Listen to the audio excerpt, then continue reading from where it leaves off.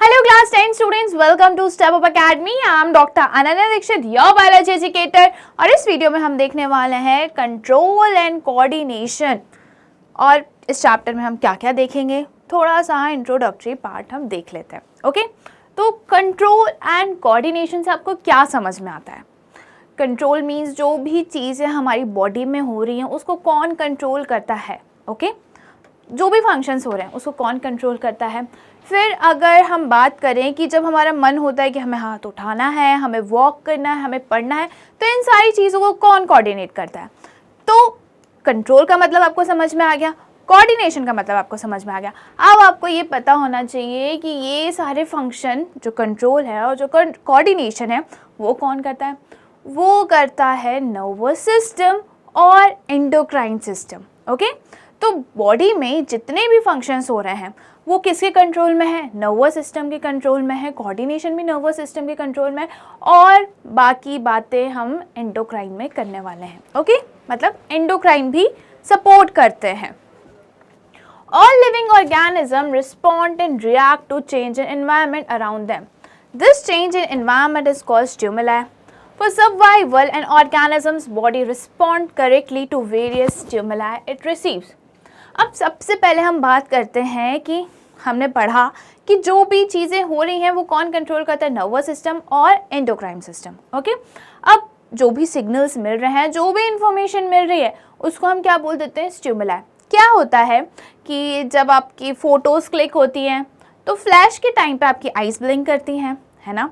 आपको कोई स्मेल आती है, ठीक है, अगर बदबू आ रही है तो अपनी नोज़ बंद कर लेते हो। ओके, और कोई आपको फेवरेट फूड है और इसका टेस्ट आपको बहुत अच्छा लग रहा है, तो ये सब क्या है? ये सब इंफॉर्मेशन है, इम्पल्सेस हैं, स्टिमुलाई हैं।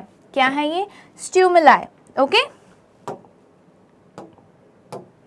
ये सब स्टिमुलाई हैं कि हमारे इन्वायरमेंट में जो चेंज हुआ है उसको हम स्टिमुलाई बोलते हैं, हम उसको इन्फॉर्मेशन बोलते हैं। अब ये स्टिमुलाई को कौन रिसीव करता है? अब हमारी जो बॉडी है, हमारे जो फंक्शंस हो रहे हैं, ये सारे स्टिमुलाई को अच्छे से रिसीव करना है, ठीक है, प्रॉपरली रिसीव करना है।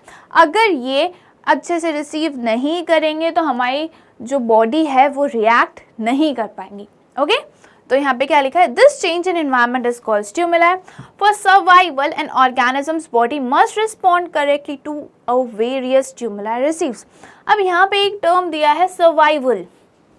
अब मैंने तो एग्जाम्पल दिया आपको स्मेल का, आइज ब्लिंक हो रही है उसका। अब इसमें सर्वाइवल की बात कहाँ से आ गई? सर्वाइवल की बात तब आती है जब कभी आप क्या कर रहे हो कि किसी हॉट ऑब्जेक्ट को आपने टच करा। हॉट ऑब्जेक्ट को टच करने से क्या होता है कि आप सोचते नहीं हो, बट आपके हाथ ऑटोमेटिकली वहाँ से हट जाता है ना।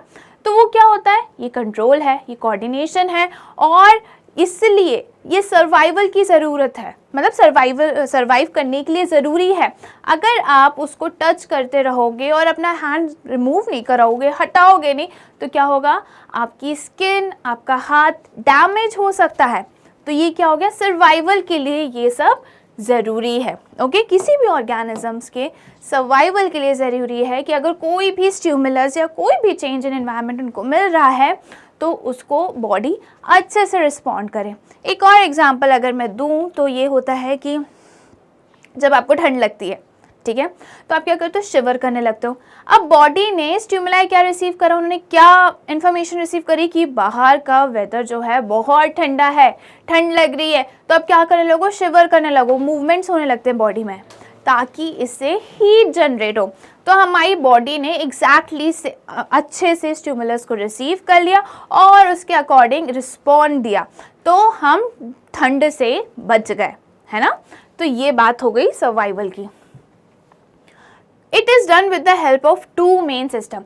अब ये जो कंट्रोल एंड कोऑर्डिनेशन है ये दो सिस्टम की हेल्प से होता है। कौन कौन से? Nervous system and endocrine system. Okay, nervous system में तो वही ब्रेन और नर्व्स आ जाएंगे, एंडोक्राइन सिस्टम में आते हैं हमारे हॉर्मोन्स।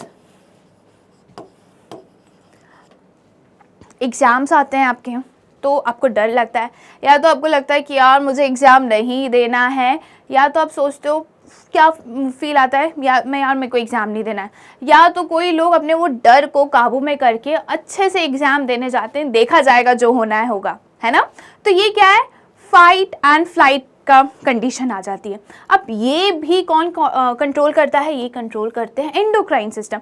उसके पीछे कोई हार्मोन होता है, कौन सा हार्मोन होता है वो हम देखेंगे, बट अभी आप इतना समझ लो कि जो कंट्रोल एंड कोऑर्डिनेशन है वो नर्वस सिस्टम और एंडोक्राइन सिस्टम के लिए से होता है, की हेल्प से होता है।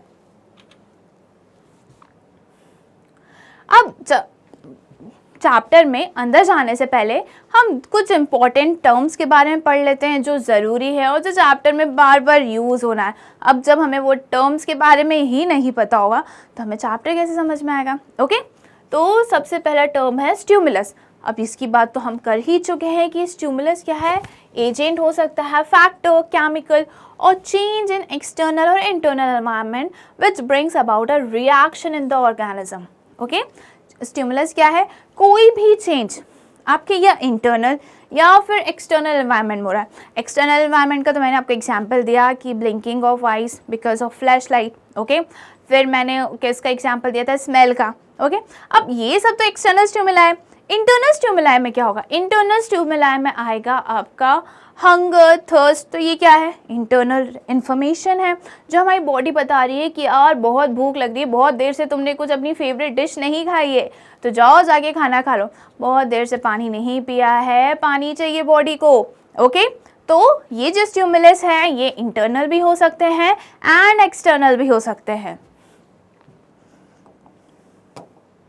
और ये स्टिमुलस होना इसलिए ज़रूरी है, अगर हमें भूख नहीं लगेगी, अगर हमें भूख का एहसास नहीं होगा, पानी का एहसास नहीं होगा, तो क्या हो सकता है, हमारी बॉडी रिस्पॉन्ड ही नहीं करेगी कि भूख नहीं लग रही है। अगर ये स्टिमुलस नहीं होंगे तो हमारी बॉडी रिस्पॉन्ड ही नहीं करेगी। क्या होगा, हमें भूख लगती है तो हम खाना खा लेते हैं, और भूख का अगर आपको एहसास नहीं होगा, अगर आप हंगर फील नहीं करोगे तो क्या होगा कि आप खाना ही नहीं खाओगे। अब खाना नहीं खाओगे तो बॉडी को एनर्जी कहाँ से मिलेगी और बॉडी फंक्शन कैसे करेगी। इसलिए स्टिमुलाई का भी होना ज़रूरी है, और स्टिमुलाई को कैसे हमें ऐड करना है वो हमारी बॉडी करती है। ओके, अब सेकेंड टर्म आता है response, the change in organism resulting from a stimulus. अब जो भी चेंज ऑर्गेनिजम्स में हो रहे हैं स्टिमुलस के कारण, उसको हम क्या बोलते हैं, रिस्पॉन्स। ओके, मैंने एग्जांपल दिया था कि ठंड लगती है आपको, आपकी बॉडी कँपने लगती है, शिवरिंग स्टार्ट हो जाती है, तो ये क्या है, रिस्पॉन्स है। स्टिमुलस क्या था, ठंड लगना, बॉडी ने कैसे रिस्पॉन्स किया, शिवर करके, ताकि बॉडी में हीट जनरेट हो। ओके, तो ये बात होगी हमारी रिस्पॉन्स की। अब हम बात करते हैं रिसेप्टर्स की, कि रिसेप्टर्स क्या होते हैं। हमने देख लिया स्टिमुलाई रिसीव करते हैं और उसके अगेंस्ट हमारी बॉडी एक्ट करती है, उसको हम बोलते हैं रिस्पॉन्स। अब ये स्टिमुलस कौन रिसीव करते हैं, स्टिमुलस रिसीव करते हैं रिसेप्टर्स। ओके, अब जो इन्फॉर्मेशन आ रही है उसको कोई रिसीव करने वाला भी तो चाहिए। Receptors are cells, tissues or organs which are capable of receiving a particular stimuli and initiate response. Okay, receptors क्या होते हैं, ये सेल्स भी हो सकते हैं, टिश्यूज़ भी हो सकते हैं, ऑर्गन्स भी हो सकते हैं, जो इतने केपेबल होते हैं कि उनमें इतनी क्षमता होती है, वो इतनी ईजिली वो स्टिमुलस को रिसीव कर सकते हैं। Okay, and initiate respond, receive करके अब उनका काम होता है कि ये जो स्टिमुलस आया है अब हमको क्या करना है, स्टिमुलस को रिस्पॉन्ड करना है। तो ये कौन से होते हैं, रिसेप्टर्स। जो रिसेप्टर्स कौन है, जो स्टिमुलस को रिसीव करें, ठीक है, जो उसको स्टिमुलस को ले लें, उनको हम बोलते हैं रिसेप्टर्स।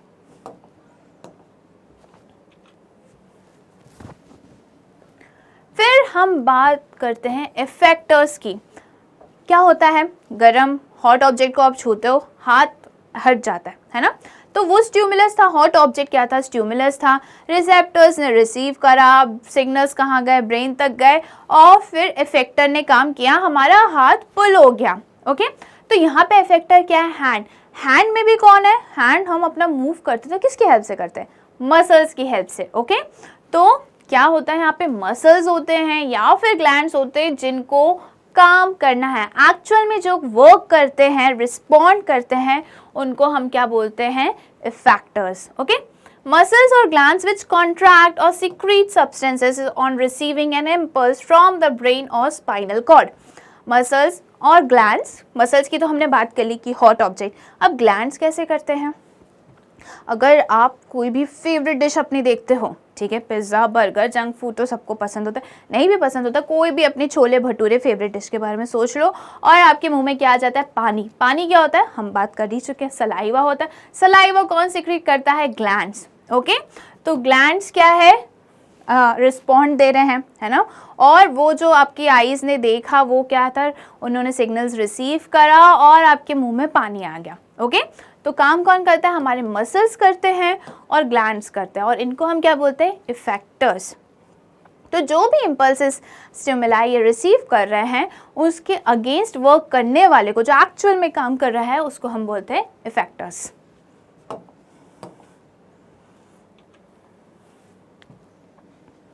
अब हम बात करते हैं 5 टाइप्स ऑफ ह्यूमन रिसेप्टर्स के बारे में. ऐसे 5 कॉमन ह्यूमन रिसेप्टर्स के बारे में बात करते हैं जो हमने बचपन से तो पढ़ते हुए आ रहे हैं. अब और डिटेल में देख लेते हैं कि हमें पता है कि हमारे सेंस ऑर्गन्स होते हैं, कौन कौन से आईज, नोज, ईयर्स, ये सब होते हैं. अब इनमें कोई तो रिसेप्टर्स होंगे जो ये सारे सिग्नल्स रिसीव कर रहे हैं. तो उन रिसेप्टर्स को क्या नाम दिया है वो हम देख लेते हैं. ओके, फोनो रिसेप्टर और इनर ईयर्स. अब ये फ़ोन से आपको समझ में आ रहा है कि आप फ़ोन कान में लगाते हो और जो भी आवाज़, साउंड आपको आ रही है वो आप रिसीव करते हो. ठीक है, तो वो कौन से रिसेप्टर्स हो गए? वो हो गए फोनो रिसेप्टर्स जो आपके ईयर्स में प्रेजेंट है. और ये क्या बताते हैं हमें? Sense of sound. आप साउंड जो डिफ्रेंशिएट कर लेते हो ना, आपको कोई आवाज़ अच्छी नहीं लगती, कोई आवाज़ अच्छी लगती है, कोई से साउंड आपको अच्छे लगते हैं, तो ये सब कौन करता है? फोनो रिसेप्टर. अब बात आती है फोटो रिसेप्टर्स की. आइस में क्या होते हैं, कौन होते हैं? जब आपकी आइस ब्लिंक होती है तो कौन से वो फ्लैश लाइट को रिसीव करते हैं? तो वो होते हैं photo receptors. Okay, photo means याद रखना कि फोटोज क्लिक होती है तो हमारी आइस ब्लिंक हो जाती है, तो ये कहाँ प्रेजेंट होंगे? हमारे आइज में. ओके, तो ये क्या बताते हैं हमें? सेंस ऑफ साइट, कि आप क्या देख रहे हो, इसको हम क्या बोलते हैं. तो ये सब कौन कनेक्ट करता है? Photo receptor. अब बात करते हैं ऑल्फैक्टरी रिसेप्टर जो आपके नोज में प्रेजेंट है. ओके, ऑल्फैक्टरी नोज में प्रेजेंट होते हैं. ये आपको सेंस ऑफ स्मेल बताते हैं, इसकी खुशबू अच्छी है, ये फ्रेग्रेंस अच्छी है, इसकी फ्रेग्रेंस बिल्कुल अच्छी नहीं है. तो ये कौन बताएगा आपको? Olfactory receptors. कहाँ होते हैं? ये नोज में. फिर थर्मो रिसेप्टर्स जो होते हैं स्किन, थर्मल है ना, गरम ठंडा. तो स्किन हमें क्या बताती है? कि गर्म है, ठंडा है, ये सारी चीज़ें हमें बताती है, टेम्परेचर हमें बताती है ना. तो स्किन में क्या प्रेजेंट होते हैं? Thermo receptors. कोई टच है, कोई आप किसी चीज़ को छू रहे हो या आपको कहीं पे दर्द हो रहा है, तो ये सारी चीज़ें भी थर्मो रिसेप्टर्स ही बताते हैं. Sense of touch, pain and heat. Okay, फिर हम बात करते हैं हमारे नेक्स्ट रिसेप्टर्स की, जो कि हमारे टंग में होते हैं. जो टेस्ट बर्ड्स होते हैं उनमें कौन से रिसेप्टर्स होते हैं? उन रिसेप्टर्स को हम बोलते हैं गस्टेटरी रिसेप्टर्स. और ये बताते हैं टेस्ट. यार इसका टेस्ट तो कितना अच्छा है. ये टिंडे की सब्ज़ी मेरे को बिल्कुल पसंद नहीं है, मम्मा आप टिंडे की सब्ज़ी मत बनाया करो. तो ये सारे टेस्ट आपको कौन बताता है? टेस्ट बर्ड्स में क्या प्रेजेंट होते हैं? गस्टेटरी रिसेप्टर्स, और ये आपको टेस्ट बताते हैं. ओके, देखने वाले हैं आपका कंट्रोल एंड कोऑर्डिनेशन में टॉपिक नर्वस सिस्टम. ओके, अगर मैं आपसे पूछूं, कभी आपने सोचा है क्या कि हम अपना हाथ उठा लेते हैं जब भी हमारा मन करता है, हम वॉक कर लेते हैं जब भी हमें मन करता है, हम भूख लग रही है, प्यास लग रही है, हम जाके खाना खा लेते हैं, तो कुछ तो चीज़ होगी, है ना. कौन कंट्रोल कर रहा है, कौन कोऑर्डिनेशन कर रहा है? तो ये सारी बातें अब हम स्टार्ट करते हैं. ओके, तो क्या होता है nervous system? It is the chief controlling and coordinating system of the body. It adjust the body with surrounding. Okay, ये क्या है? चीफ है, एकदम मोस्ट इम्पॉर्टेंट है. सबसे पहले अगर कोई कंट्रोल एंड कोऑर्डिनेशन में आता है तो वो है नर्वस सिस्टम. हम हाथ उठा रहे हैं, कौन है इसमें? नर्वस सिस्टम है. हमको भूख लग रही है, इसमें भी कौन है? नर्वस सिस्टम है. हमारे बॉडी में इतने सारे फंक्शंस हो रहे हैं, उसमें भी कौन है? नर्वस सिस्टम है. ओके, तो ये क्या है? चीफ है, ये हेड है ना. हेड है कंट्रोलिंग एंड कोऑर्डिनेटिंग सिस्टम का, और जो भी हमारे सराउंडिंग में हो रहा है, हमारी बॉडी को कैसे अडेप्ट करना है और उस सराउंडिंग में कैसे एडजस्ट करके रखना है, तो ये सब कौन करता है? Nervous system. ओके, एडजस्टमेंट का काम, कंट्रोल करने का काम, कोऑर्डिनेट करने का काम, पूरा काम नर्वस सिस्टम ही करता है। It controls voluntary activities like walking, writing. Okay, ये क्या करते हैं? वॉलेंट्री एक्टिविटीज़ कंट्रोल करता है। वॉलेंट्री एक्टिविटीज़ क्या होता है? अभी मैंने बताया कि आपको हाथ उठाना है, आपको डांस करना है, आपको वॉक करना है, तो ये क्या है? ऐसी एक्टिविटीज़, ऐसी मूवमेंट्स जो आपके कंट्रोल में हो, आप विलिंगली उसको कर सकते हो, तो ये सब क्या होता है? वॉलेंटरी। और इनवॉलेंट्री वो होता है जो आपके कंट्रोल में नहीं है, जैसे पंपिंग ऑफ हार्ट, ठीक है, heart beating of heart, okay, lungs में ब्रीदिंग, ये सब आपके कंट्रोल में नहीं है, इसलिए इसको क्या बोलते हैं हम? इनवॉलेंट्री। ओके, आई होप आपको वॉलेंट्री और इनवॉलेंट्री में कन्फ्यूजन दूर हो गया होगा। It regulates involuntary activities such as breathing, pumping of heart etcetera. It helps to remember, reason और थिंक। ओके, तो हमने बात करी कि जो नर्वस सिस्टम है वो हेड है, वो चीफ है कंट्रोल एंड कोऑर्डिनेटिंग सिस्टम का हमारी बॉडी में। हमारे सराउंडिंग में जो भी चेंजेस हो रहे हैं वो कौन उसके साथ एडजस्ट करता है? Nervous system. ओके, ये वॉलेंटरी एक्टिविटीज़ जो हमारी कंट्रोल में है, इनवॉलेंटरी एक्टिविटीज़ जो हमारे कंट्रोल में नहीं है, ठीक है, जैसे कि पंपिंग ऑफ हार्ट, ठीक है, beating of heart, breathing, digestion, ये हमारे कंट्रोल में नहीं है, बट ये क्या है? इनवॉलेंटरी हैं। और कौन कंट्रोल कर रहा है? Nervous system. फिर आता है कि जो भी चीज़ आपको याद करनी होती है, कुछ चीज़ सोचना होता है तो हम ऐसे ऐसे करके सोचते हैं, याद करते हैं, है ना, तो इसलिए इसके लिए भी कौन रिस्पॉन्सिबल होता है? Nervous system. कुछ याद करना है, कुछ चीज़ें सोचना है, तो नर्वस सिस्टम ही इन्वॉल्व होता है।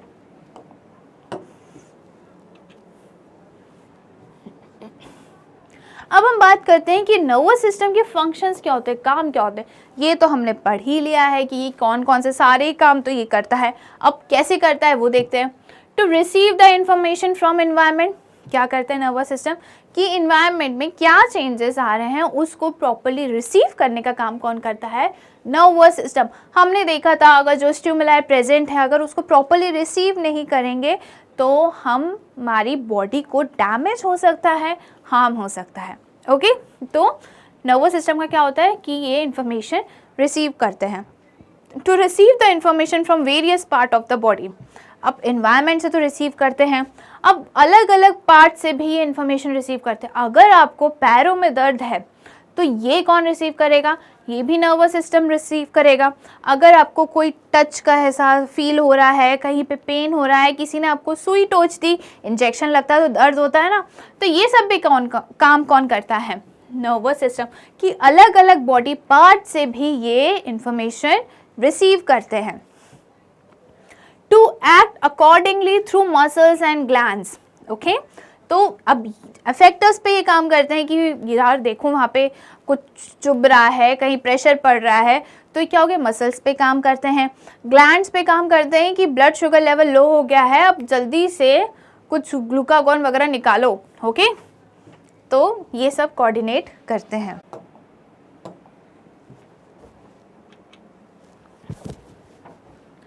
अब नर्वस सिस्टम में क्या होता है वो हम देखते हैं। नर्वस सिस्टम किससे बना है? नर्वस सिस्टम बना है न्यूरॉन से। ओके, जैसे हमने किडनी में देखा था कि उसका स्ट्रक्चर और फंडामेंटल यूनिट क्या था, फंक्शनल और स्ट्रक्चरल यूनिट क्या था, नेफ्रॉन था, वैसे ही नर्वस सिस्टम का है न्यूरॉन्स। ओके, न्यूरॉन्स ही हैं जो सिग्नल्स रिसीव करते हैं, ब्रेन तक लेके जाते हैं और ब्रेन से वापस उस पर्टिकुलर ऑर्गन या ग्लैंड्स तक पहुंचाते हैं। Okay, it is the structural and functional unit of nervous system. Neurons क्या है? इनको हम नर्व सेल्स भी बोलते हैं। ये structural and functional unit of nervous system है।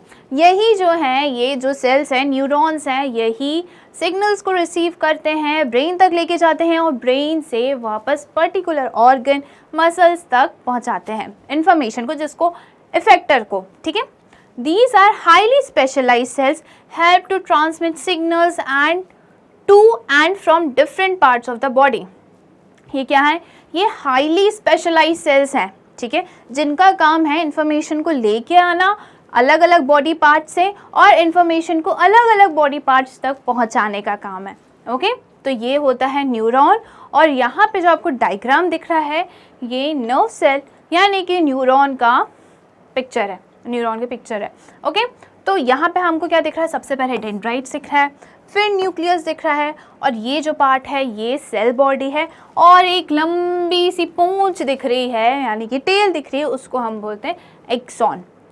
तो ये जो इम्पल्सेस हैं, स्टिमुला हैं, ये कहाँ रिसीव करते हैं, ये यहाँ डेंड्राइट्स पे रिसीव करते हैं। ओके, तो ये जो न्यूरॉन्स हैं ये जुड़े रहते हैं, ठीक है, एक लंबी रस्सी के समान ये जुड़े रहते हैं एक दूसरे से। एक ख़त्म होगा तो यहाँ पे दूसरा नर्व सेल स्टार्ट हो जाएगा।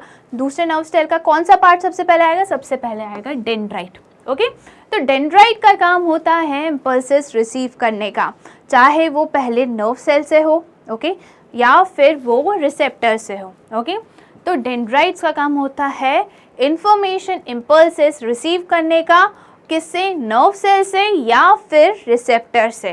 ओके, फिर ये डेंड्राइट में जब यहाँ पे जब इम्पल्सेस आ जाते हैं तो इम्पल्स ट्रैवल करते हैं कहाँ, सेल बॉडी में, सेल बॉडी से वो जाते हैं एक्सॉन में। ओके, एक्सॉन जो है वो इम्पल्सेस को कैरी करती है दूसरे न्यूरॉन तक। अब यहाँ पे बहुत सारे स्ट्रक्चर दिख रहे हैं, myelin sheath, Schwann cell, node of Ranvier. इनका काम क्या होता है कि जो भी इम्पल्सेस आ रहे हैं वो फास्ट कंडक्ट हो सके, ठीक है, जल्दी से जल्दी पहुंच सके। तभी तो जैसे ही हमारा हाथ गर्म ऑब्जेक्ट पे लगता है तो हमारा हाथ तुरंत ही हट जाता है। क्यों, क्योंकि जो इम्पल्सेस का कंडक्शन है वो इतना फास्ट होता है, और फास्ट कंडक्शन में कौन हेल्प करता है, माइलिन, रोड्स ऑफ रनवीर और श्वान सेल। ओके, तो जैसे ही इम्पल्सेस जो ट्रैवल होगा वो कहाँ पहुँच जाएगा, एक्सॉन टर्मिनल पे। ओके, इसको नर्व एंडिंग भी बोलते हैं, एक्सॉन टर्मिनल को हम बोलते हैं नर्व एंडिंग, क्योंकि यहाँ पे जो नर्व सेल है वो ख़त्म हो रहा है। ओके, नर्व एंडिंग भी बोलते हैं, इसको मैं पहले क्लियर कर देती हूँ सबको।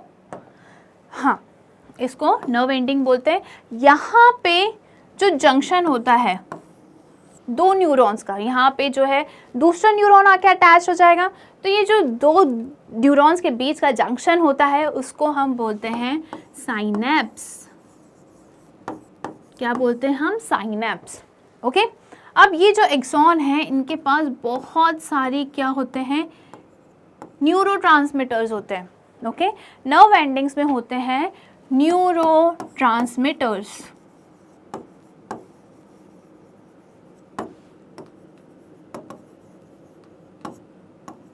ठीक है, न्यूरोट्रांसमीटर।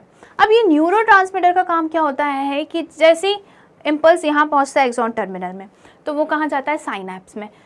यहाँ पे जो भी सिग्नल पास हो रहा है नर्व सेल में वो इलेक्ट्रिक रहता है। ओके, कैसे रहता है, इलेक्ट्रिक इम्पल्स रहता है। फिर जैसे ही वो टर्मिनल तक पहुँचता है और यहाँ पे बहुत सारे न्यूरोट्रांसमीटर्स होते हैं, न्यूरोट्रांसमीटर साइनेप्स में रिलीज़ होते हैं, और जो सिग्नल इलेक्ट्रिक था वो किस में चेंज हो जाता है, केमिकल इम्पल्स में।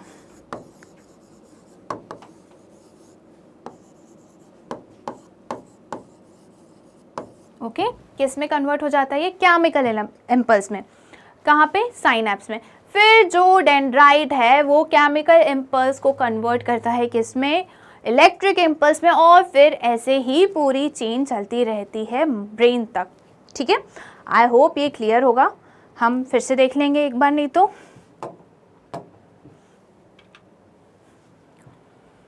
अब हम बात करते हैं टाइप्स ऑफ न्यूरॉन्स। ठीक है, ये गलत लिखा है यहाँ पे, होना चाहिए था टाइप्स ऑफ न्यूरॉन्स। तो सबसे पहले आता है कि न्यूरॉन्स कितने टाइप के हैं, जो नर्व सेल्स हैं वो कितने टाइप के।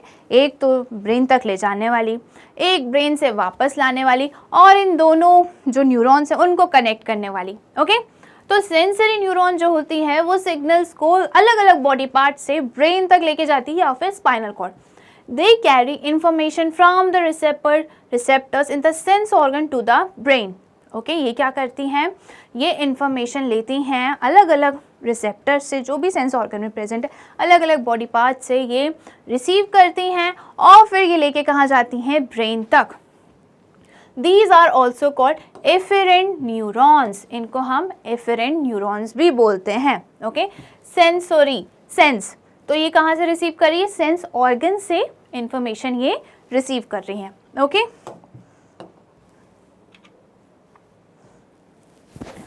Example, when we hear a sound the signal is carried from the inner ear to the brain. जब भी आप कुछ तेज आवाज सुनते हो, कोई भी साउंड सुनते हो, तो वो कौन रिसीव करता है? वो रिसेप्टर रिसीव करते हैं. रिसेप्टर के बाद कहाँ जाते हैं ये सिग्नल्स? ये जाते हैं सेंसरी न्यूरॉन में, और सेंसरी न्यूरॉन इनको लेके जाते हैं ब्रेन तक.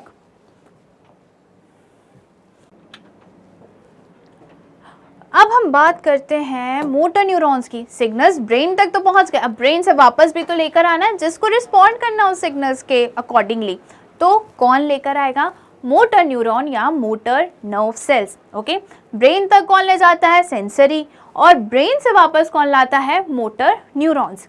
They carry information from the brain cells to the effector organ that need to respond according to the signal sensed. Okay? तो ये ब्रेन से उस पर्टिकुलर मसल्स या ग्लैंड्स तक लेके जाते हैं जिसको सिग्नल्स के अकॉर्डिंग काम करना है, जिसको एक्चुअल में काम करना है. ओके,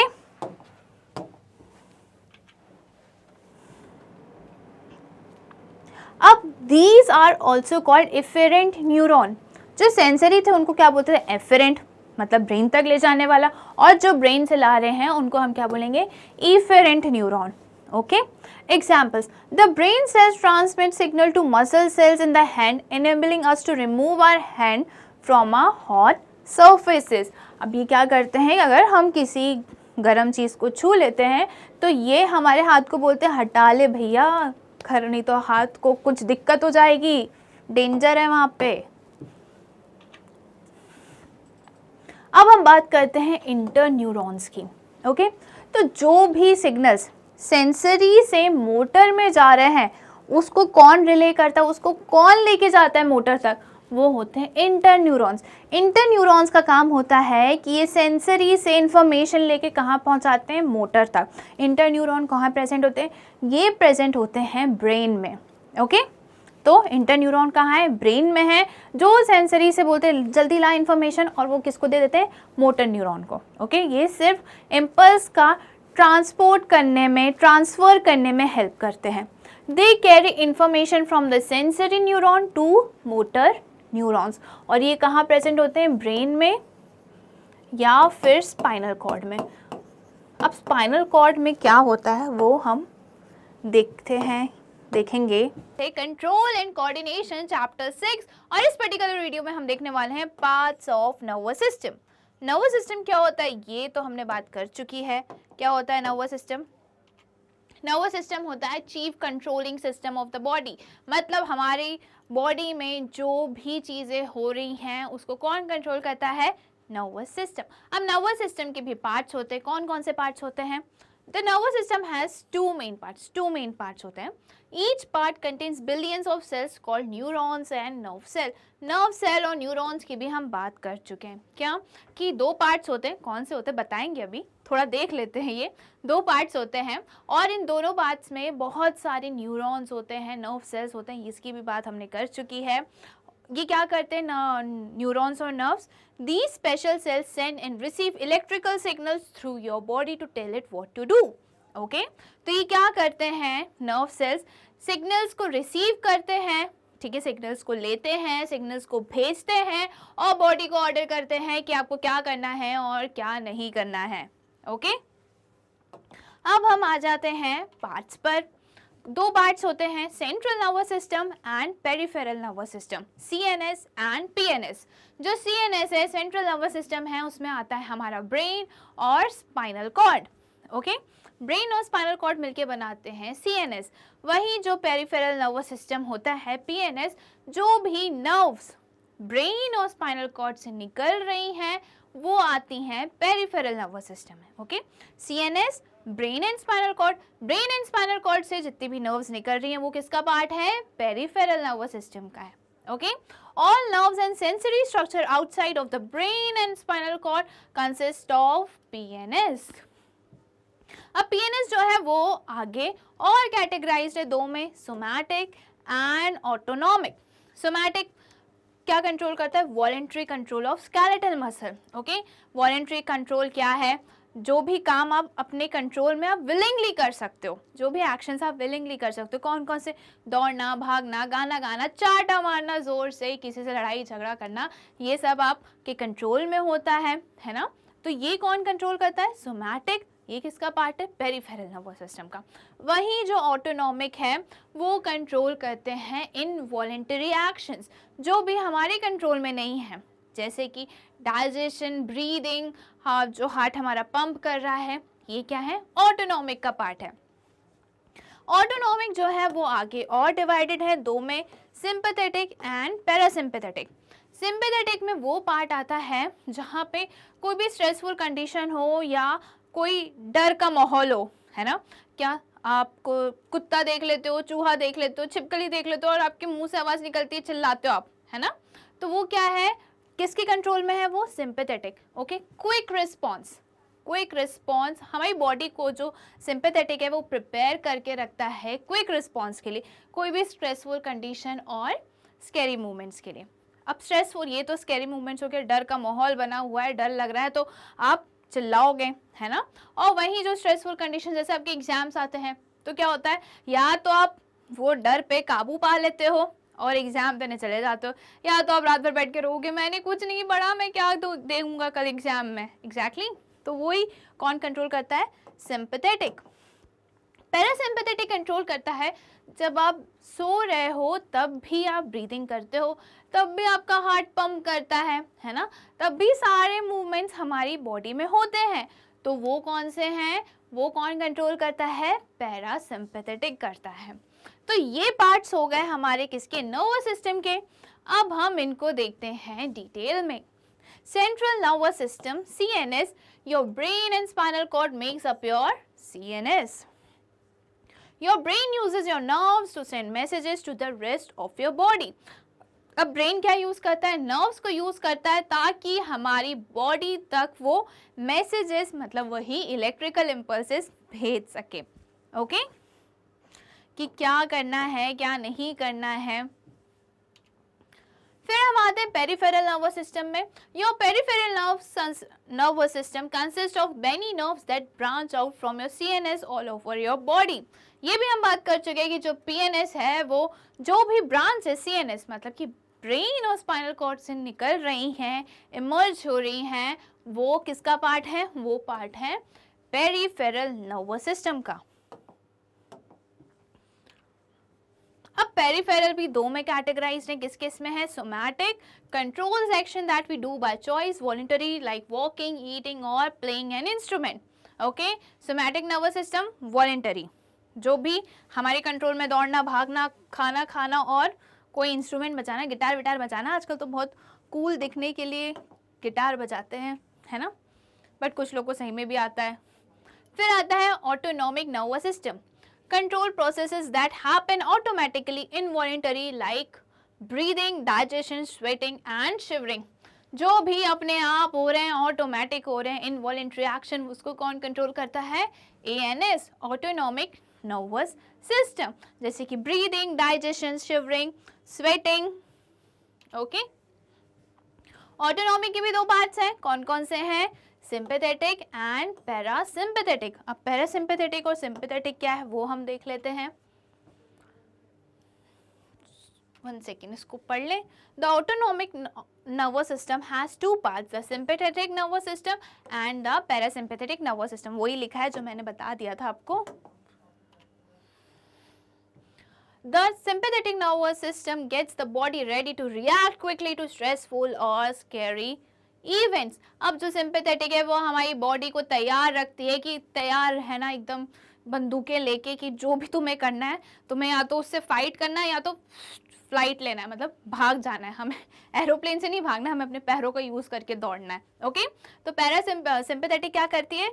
हमारी बॉडी को प्रिपेयर करती है ताकि वो क्विकली, जल्दी से रिस्पॉन्ड कर सके। अगर कोई आप स्ट्रेस में हो उसके लिए, या आपने कुछ रात में अगर आप किस खाली रोड पे घूम रहे हो तो वो स्कैरी मूवमेंट के लिए हमारी बॉडी को प्रिपेयर करती है। Okay, the parasympathetic nervous system controls function when we are calm and resting, ठीक है। तो ये क्या करती है, हमारी बॉडी के फंक्शंस को मेंटेन करती है। कौन से फंक्शंस? इनवॉलेंट्री, ये भी इनवॉलेंट्री है। इनवॉलेंट्री फंक्शंस को ये मेंटेन करती है, जैसे कि ब्रीदिंग, हार्ट बीट, जो भी हमारा हार्ट पंप कर रहा है उसको ये चलता रहता है, हम सोते रहें तब भी। ओके, तो ये कौन कंट्रोल करता है? पैरासिम्पैथेटिक। और हम क्या पढ़ रहे थे? हम पढ़ रहे थे कंट्रोल एंड कोऑर्डिनेशन, और इस वीडियो में हम देखने वाले हैं रिफ्लेक्स एक्शन। अब ये बारे में तो सुना होगा होपफुली सबने, बट क्या होता है ये? किसी को समझ में आता है, किसी को नहीं आता है। इजी टॉपिक है बट हम देख लेते हैं क्या होता है। जैसे कि आपने किसी चीज़ को छुआ और आपका हाथ हट जाता है ना? आपको अगर सुई चुभती तो आप हाथ हटा लेते हो, है ना? तो ये क्या होता है? ये होता है रिफ्लेक्स एक्शन। जहाँ भी आपको जो भी एक्शन आप कर रहे हो, जो भी एक्टिविटीज़ आप शो कर रहे हो, जब आप वहाँ पे सोचते नहीं हो कुछ, ठीक है, जब वहाँ पे ब्रेन का फंक्शन नहीं होता तब होता है रिफ्लेक्स एक्शन। और ये रिफ्लेक्स एक्शन होना ज़रूरी है ताकि आपकी किसी भी पार्ट को डैमेज ना हो। ओके, तो ये होता है रिफ्लेक्स एक्शन। अब ये कैसे होता है वो हम देख लेते हैं। A reflex action is automatic involuntary. क्या है ये? ऑटोमेटिक है, इनवॉलेंटरी है, मतलब हम सोच के नहीं करते, हम विलिंगली नहीं करते, ये अपने आप हो जाता है ताकि हमारी बॉडी को हार्म ना हो। Okay, and rapid response to a stimulus, ये क्या है? रैपिड रिस्पॉन्स है, which minimize any damage to the body from potentially harmful condition such as touching something hot. Okay, तो ये क्या है? रिफ्लेक्स एक्शन क्या है? ऑटोमेटिक है। ऑटोमेटिक होता है, हमारा कोई कंट्रोल नहीं है, इनवॉलेंटरी है और रैपिड रिस्पॉन्स है। अगर रैपिड रिस्पॉन्स नहीं होगा, जल्दी हमारी बॉडी अगर रिस्पॉन्ड नहीं करेगी तो क्या होगा? जो पार्ट, जो चीज़, हमारा पार्ट जो भी गर्म चीज़ को छू रहा है वो क्या हो जाएगा? जल जाएगा। इसलिए क्या ज़रूरी है? जल्दी से जल्दी रिस्पॉन्स होना ज़रूरी है ताकि हम हार्म होने से, डैमेज होने से बचा सकें। तो एग्जाम्पल क्या है? Touching something hot.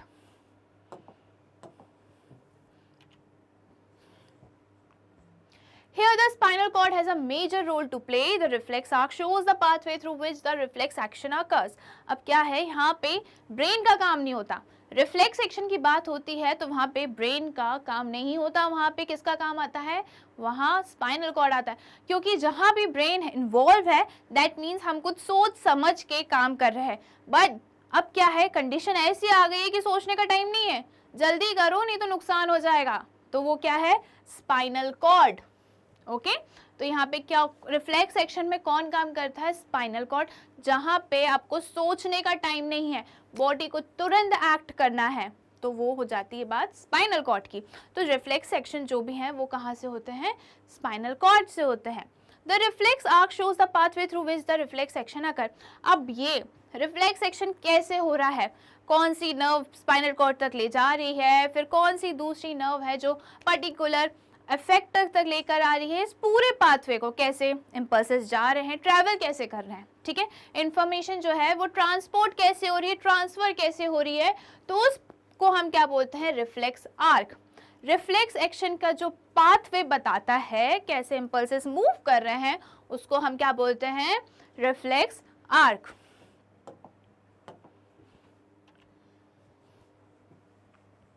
The first event begins with the receptor detecting a stimulus from a sensory organ.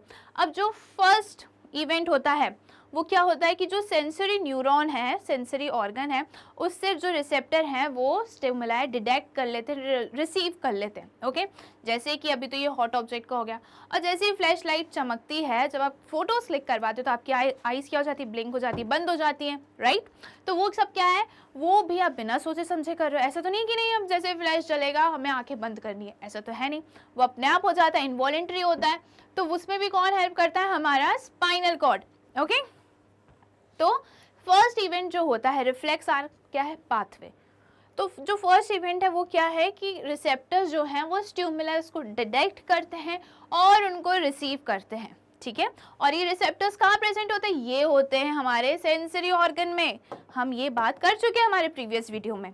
Okay, the stimulus could be in the form of pressure, temperature और केमिकल्स। अब ये भी हम पढ़ चुके हैं हमारे प्रीवियस वीडियो में कि जो स्टिमुलस है वो क्या है? वो टेम्परेचर हो सकता है, वो केमिकल हो सकता है, या प्रेशर हो सकता है। Change in environment is known as stimulus. Okay, जिसको हमारी बॉडी रिसीव करती है through receptors. Okay,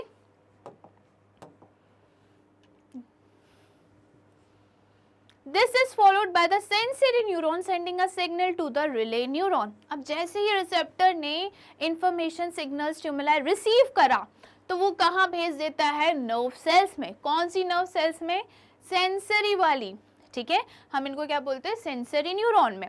sensory neuron लेके जाती है कहाँ, स्पाइनल कॉर्ड में। हमने ये पढ़ चुका है कि जो भी स्टिमुलस आ रहा है, इम्पल्सेस जो हैं, वो कौन कैरी करता है, सेंसरी न्यूरॉन, और कौन वापस उस पर्टिकुलर पार्ट तक लेकर आता है जिसे काम करना है, मोटर न्यूरॉन। तो यहाँ पे भी सेम ही है, क्या, सेंसरी न्यूरॉन रिसेप्टर से सिग्नल्स लेंगी और कहाँ लेके जाएंगी, स्पाइनल कॉर्ड में।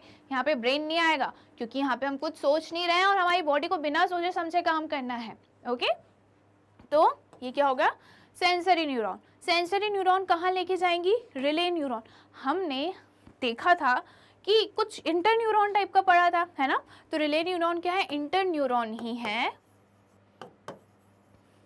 ठीक है, रिले न्यूरॉन इंटर न्यूरॉन ही है। पर ये रिले न्यूरॉन कहाँ प्रेजेंट है, स्पाइनल कॉर्ड में, और इंटर न्यूरॉन कहाँ प्रेजेंट है, ब्रेन में। ओके, तो सेंसरी न्यूरॉन क्या करेगी, रिले न्यूरॉन तक लेके जाएगी। रिले न्यूरॉन मतलब नथिंग, क्या है वो, इंटर न्यूरॉन। ये रिले न्यूरॉन कहाँ प्रेजेंट होगा, स्पाइनल कॉर्ड में, स्पाइनल कॉर्ड में। ओके, हो जाता है कभी कभी गलत बोल देते हैं। The relay neuron then sends the signal to the motor neuron. अब ये जो पता ही है, रिले इंटर न्यूरॉन का काम क्या है, सिग्नल्स को लेना और सिग्नल्स को देना, है ना। तो रिले न्यूरॉन और इंटर न्यूरॉन में तो कोई डिफरेंस नहीं है। तो रिले न्यूरॉन का है स्पाइनल कॉर्ड में, वो सेंसरी न्यूरॉन से इंफॉर्मेशन लेगा और किसको दे देगा, मोटर न्यूरॉन को। ओके, बस आपको याद रखना है कि रिफ्लेक्स एक्शन में काम करता है स्पाइनल कॉर्ड, और स्पाइनल कॉर्ड में प्रेजेंट होते हैं relay neuron. The relay neuron then sends the signal to the motor neuron. वही बात आ गई कि जो रिले न्यूरॉन सेंसरी न्यूरॉन से इंफॉर्मेशन लेता है, सिग्नल्स लेता है और कहाँ भेज देता है, मोटर न्यूरॉन में। Okay,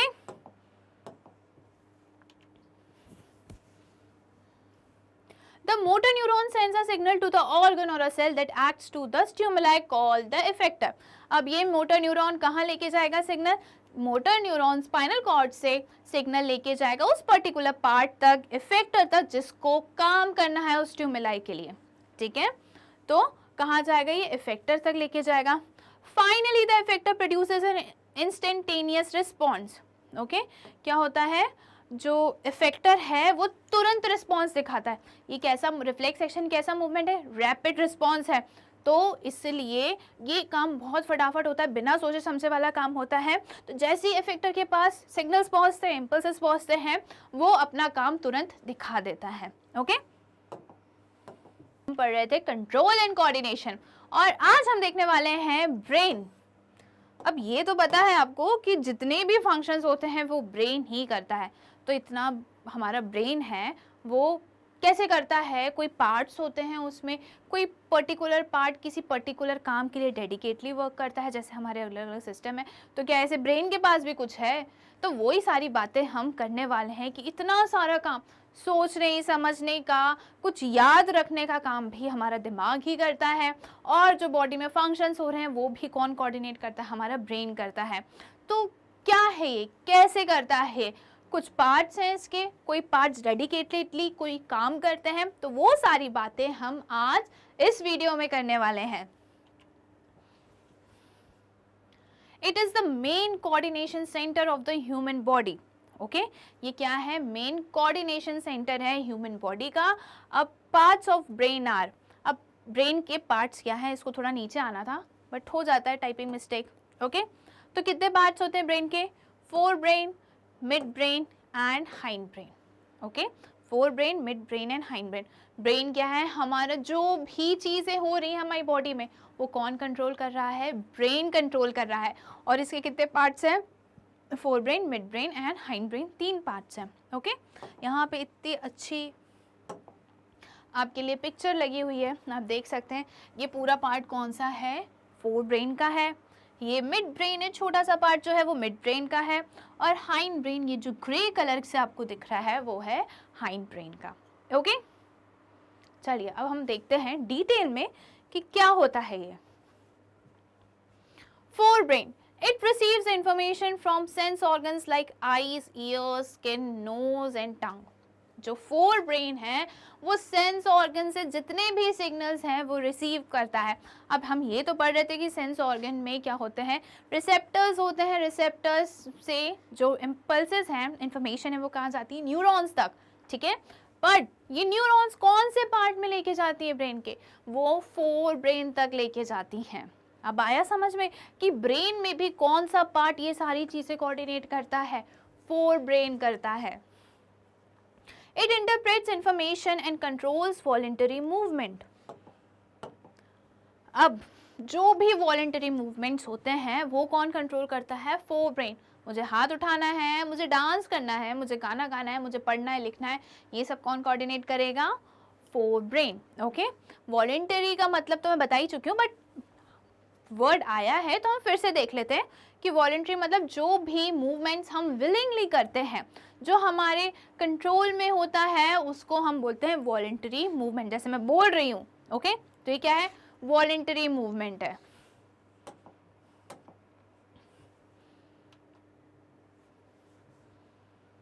It changes our behavior on the basis of past experiences and memories. Okay, तो हम बोलते हैं कि लोग जो हैं वो एक्सपीरियंस से ही सीखते हैं, अपनी गलतियों से ही सीखते हैं, है ना। तो ये जो सीखने सिखाने वाली बात है ये कौन करता है, ये भी फोर ब्रेन ही करता है कि तुम्हारे साथ ऐसा हुआ था, तुमने ये गलती करी थी, तो अब ये गलती वापस मत करो।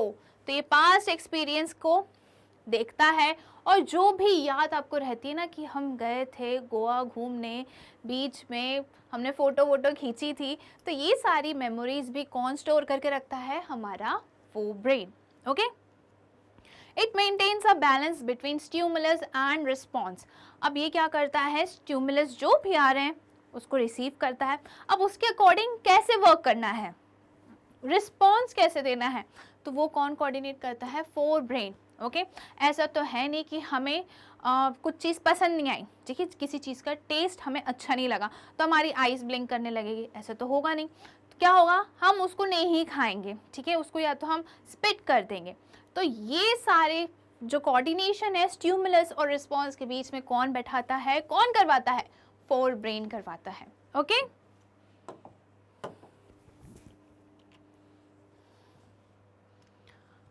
अब हमने देख लिया कि फोर ब्रेन के क्या क्या काम होते हैं। अब फोर ब्रेन भी जो है वो अलग अलग पार्ट्स में है। तो सबसे बड़ा है, सबसे पहले है सेरिब्रम। ओके, सेरिब्रम जो है वो largest part of the brain है, ठीक है। ब्रेन का सबसे बड़ा पार्ट कौन सा है, सेरिब्रम। ये जो आपको पूरा पार्ट दिख रहा है ब्रेन का, ये क्या है, सेरिब्रम है। ओके, ये फोर ब्रेन का ही पार्ट है। अब क्या काम होता है सेरिब्रम का, large part of the brain controls reading, hearing, thinking, vision, learning, emotions, etc. Okay, अब सेरिब्रम में तो हमने देखा था कि वो पास्ट एक्सपीरियंस, मेमोरीज, ये सब काम करता है, बट फोर ब्रेन में भी ये कौन काम करता है, हमारा सेरिब्रम, जो कि लार्जेस्ट पार्ट है बॉडी, ब्रेन का, सॉरी बॉडी का नहीं, ब्रेन का। ओके, तो ये क्या करता है, जो भी हम पढ़ रहे हैं, जो भी हम सुन रहे हैं, जो भी हम याद कर रहे हैं, जो हम विजन कर रहे हैं, हम देख रहे हैं, सोच रहे हैं, समझ रहे हैं, याद कर रहे हैं, ये सब हमारा सेरिब्रम करता है। और जो इमोशन से रिलेटेड होता है, पिक्चर देख के रोना आ जाता है, तो वो भी क्या है, सेरिब्रम। ओके, कोई इमोशनल सीन आ गया तो रोने लगते हैं, मम्मी तो रो ही देती है हमारी। ओके, अब सेकेंड पार्ट होता है थैलेमस। थैलेमस बहुत छोटा सा पार्ट होता है, ये जो आपको दिख रहा है ये थैलेमस है। इसके बारे में कुछ डिटेल्स कहीं ज़्यादा दी नहीं रहती हैं, और ये आपके एग्जाम्स पॉइंट ऑफ व्यू से भी इतना इंपॉर्टेंट नहीं होता है, बट हम देख लेते हैं क्योंकि ये फोर ब्रेन का पार्ट है इसलिए। Okay, it helps in relaying sensory information, transmitting motor information for coordination. ये क्या करता है, सेंसरी न्यूरॉन को लेता है और कहाँ देता है, मोटर न्यूरॉन तक, ठीक है। रिलेइंग का काम करता है, हमने पढ़ा था रिफ्लेक्स सेक्शन में, रिले न्यूरॉन, है ना। तो थैलेमस क्या करता है, इन्फॉर्मेशन को रिले करने का, लेने का और देने का काम करता है, ठीक है। जो भी इन्फॉर्मेशन आ रही है उसको लेगा और उसको दे देगा। तो थैलेमस का सिर्फ इतना ही काम होता है कि ये लेना और देना करता है।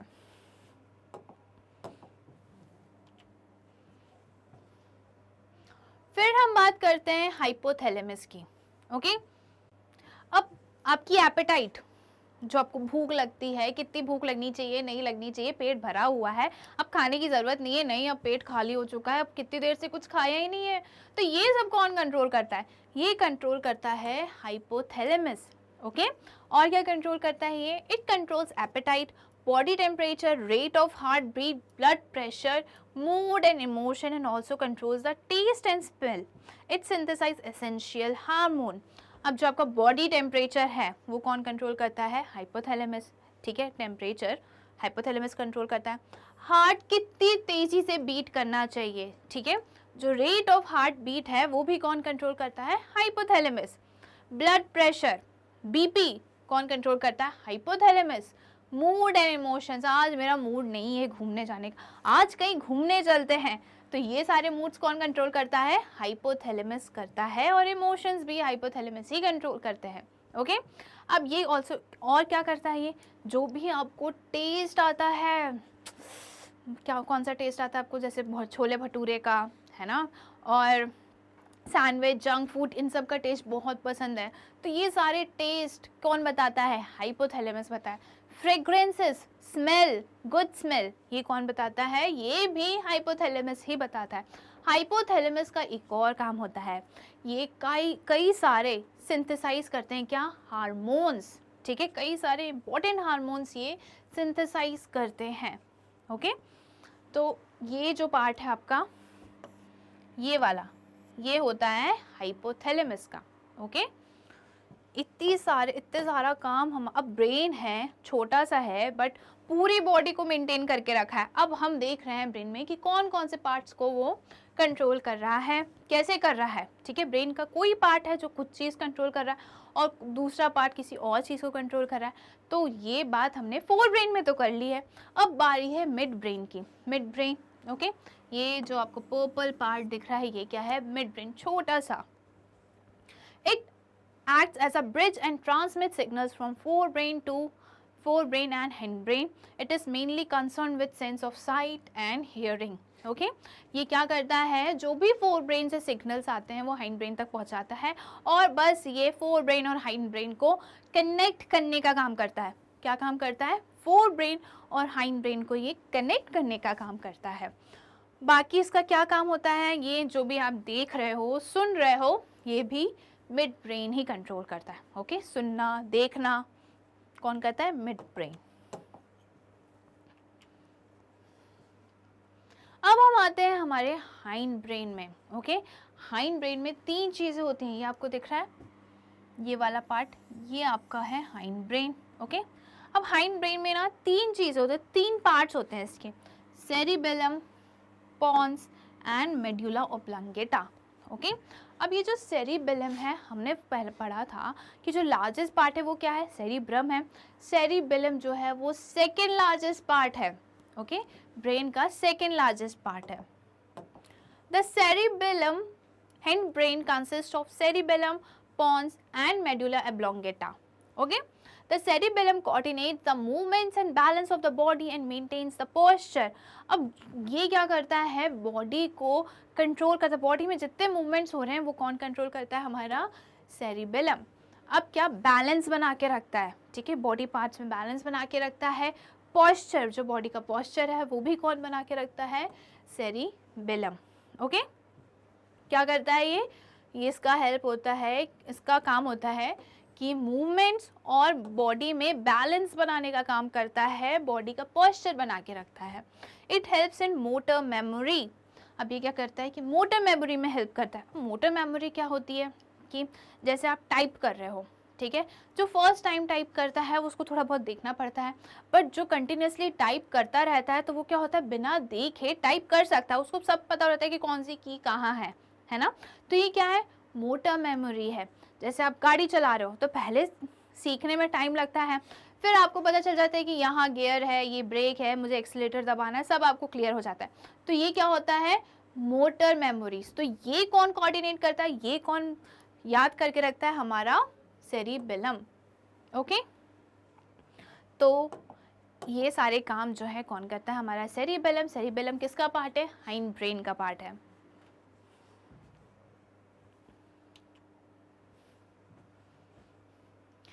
Pons is concern with regulating frequency of breathing rate sleep cycle.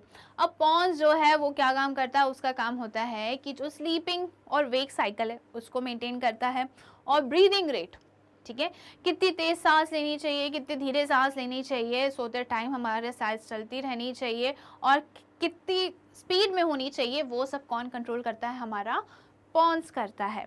फिर medulla oblongata, medulla oblongata regulates heartbeats, blood pressure, coughing, salivation and vomiting and breathing. Okay, तो ये क्या करता है कि हार्ट बीट, हमारा हार्ट बीट करते रहना चाहिए, ये करता है। ओके, फिर ब्लड प्रेशर कंट्रोल करता है, कफिंग, सलाइवेशन, जो मुंह में पानी आ जाता है ना, वो कौन करता है, मेड्यूला ऑब्लोंगेटा। ओके, किसी चीज़ को देख के मुंह में पानी आ गया तो सलाइवेशन कौन कर रहा है, medulla oblongata.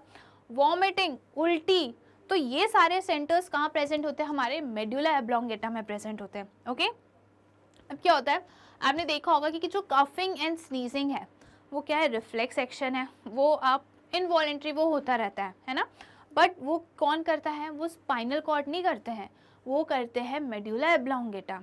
Okay, sneezing, coughing, salivation, ये सारी चीज़ें क्या हैं, रिफ्लेक्स एक्शन में आती हैं, बट रिफ्लेक्स एक्शन में तो आती हैं पर ये स्पाइनल कॉर्ड से रिलेटेड नहीं है, ये किससे रिलेटेड है, मेड्यूला ऑब्लोंगेटा। इनको कौन कंट्रोल करता है, मेड्यूला ऑब्लोंगेटा करते हैं, कफिंग एंड स्नीजिंग। ओके, अगर पूछा जाए कि कफिंग एंड स्नीजिंग कौन कंट्रोल करता है, तो आपको ये तो पता है कि वो रिफ्लेक्स एक्शन है, बट आपको ये नहीं पता। अब रिफ्लेक्स एक्शन से आप ये सोचोगे कि रिफ्लेक्स एक्शन है तो ये तो स्पाइनल कॉर्ड ही करेगा, बट नहीं, स्पाइनल कॉर्ड नहीं करता है, हमारा मेड्यूला ऑब्लोंगेटा करते हैं।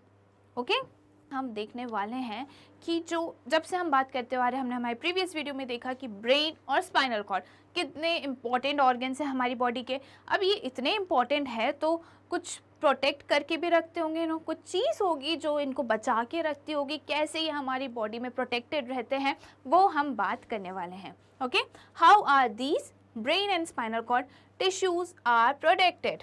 ओके, कैसे ये इनको हम बचा के रखते हैं। Okay, the brain is placed in a bony box called cranium and is a part of the skull. अब क्या है, आप जब अपने उसको छुओगे, टच करोगे, तो आपको क्या दिखता है, ब्रेन जो है वो तो मस्कुलर ऑर्गन है ना, वो सॉफ्ट होता है, बट आपको क्या फील होता है, थोड़ा हार्ड टाइप का फील होता है ना, तो वो क्या है, क्रेनियम है। और क्रेनियम क्या है, स्कल का पार्ट है। ये जो आपने, ये तो आप इससे बहुत ज़्यादा फेमिलियर हो गए क्योंकि हमारे सारे हॉरर मूवीज़ में ये तो यूज़ होता ही है, स्कल, है ना। तो ये पूरा स्ट्रक्चर किसका है, स्कल का। अब ये जो ऊपर का पार्ट है ये है क्रेनियम, ये क्या है, क्रेनियम, ये पूरा हमारा स्कल है, और ये जो ऊपर का पार्ट है ये है क्रेनियम। ओके, क्रेनियम में है ब्रेन, हमारा मोस्ट इंपॉर्टेंट ऑर्गन, ठीक है, वो क्या है, ब्रेन। अब आई होप क्लियर होगा कि ये स्कल है, और स्कल के जो ऊपर वाला पार्ट होता है उसको हम क्या बोलते हैं, क्रेनियम।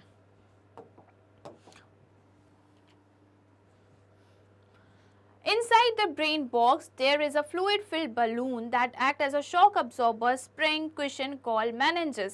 अब क्या होता है कि ये जो ब्रेनी बॉक्स है, जो बोनी बॉक्स है, उसमें क्या है, कुछ कुशन है, कुछ लेयर्स हैं कुछ लेयर्स हैं जो हमारी ब्रेन को कुशन करके रखती हैं, उनको प्रोटेक्ट करके रखती हैं। ओके, क्रेनियम के बाद 3 लेयर्स हैं, और वो 3 लेयर्स को हम क्या बोलते हैं, मेनिंजेस। मेनिंजेस जो है हमारे ब्रेन को और अच्छे से प्रोटेक्ट करती हैं, शॉक अब्जॉर्बर होती हैं, ये जो भी शॉक मिल रहा है ब्रेन को उसको अब्जॉर्ब करती हैं। अब शॉक कैसे हो सकता है कि इंजरी वगैरह या कुछ भी चीज़ होती है तो उसको अब्जॉर्ब करती हैं, ओके, क्वेश्चन करके रखती हैं, और इसको हम क्या बोलते हैं, मेनिंजेस।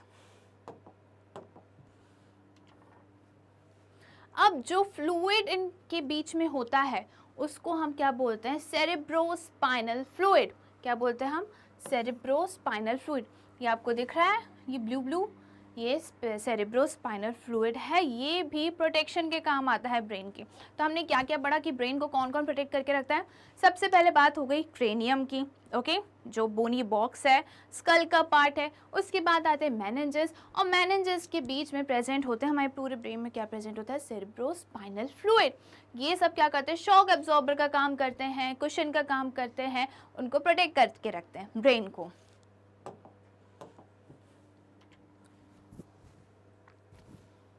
अब हम बात करते हैं स्पाइनल कॉर्ड की, protection of spinal cord. Brain की तो हमने बात कर लिया। अब हमें बहुत लोगों को इसमें कन्फ्यूजन होता है कि स्पाइनल कॉर्ड और वर्टिब्रल कॉलम कैसे सेम होती हैं। कोई स्पाइनल कॉर्ड बोलता है, कोई वर्टिब्रल कॉलम होता है। तो क्या होता है, तो जैसे हमारा ब्रेन किसके अंदर है, क्रेनियम के अंदर है ना, तो वैसे ही स्पाइनल कॉर्ड वर्टिब्रल कॉलम के अंदर है। ओके, वर्टिब्रल कॉलम होती है लंबी सी, उसके अंदर क्या है, स्पाइनल कॉर्ड है। ये जो वर्टिब्रल कॉलम है ये स्पाइनल कॉर्ड को प्रोटेक्ट करके रखती हैं। ओके, ये आपको दिख रहा है ये स्ट्रक्चर, ये स्पाइनल कॉर्ड है, और आपको इसके आजू बाजू डिस्क लाइक स्ट्रक्चर दिख रहा है, वो क्या है, वो हमारी है डिस्क लाइक स्ट्रक्चर के नीचे आपको दिख रहा है क्या, वर्टिब्रा। ठीक है, वर्टिब्रा हमारी स्पाइनल कॉर्ड को प्रोटेक्ट करके रखती हैं, vertebral column. Okay, the spinal cord is protected by the vertebral column or backbone. The vertebral column is formed by 33 individual bone called vertebra. अब ये जो वर्टिब्रल स्पाइनल कॉर्ड है वो किसके थ्रू प्रोटेक्टेड है, वर्टिब्रल कॉलम से protected है। Vertebral column जो है, हमारी जो बैकबोन है, वो किससे मिलके बनी हुई है, 33 इंडिविजुअल वर्टिब्रा या फिर बोन्स। ओके, ये पूरी कॉलम है। ठीक है, वर्टिब्रल कॉलम है, ये पूरी वर्टिब्रल कॉलम है। अब इसमें जो एक बोन है उसको हम क्या बोलते हैं, वर्टिब्रा।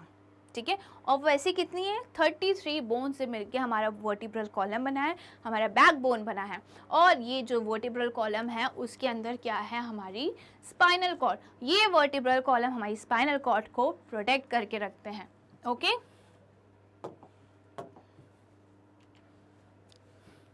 तो यहाँ पे हमारा जो है ब्रेन और स्पाइनल कॉर्ड इतने इंपॉर्टेंट ऑर्गन्स हैं, इन ये कैसे प्रोटेक्टेड रहते हैं हमारी बॉडी में, वो हमने बात करी है।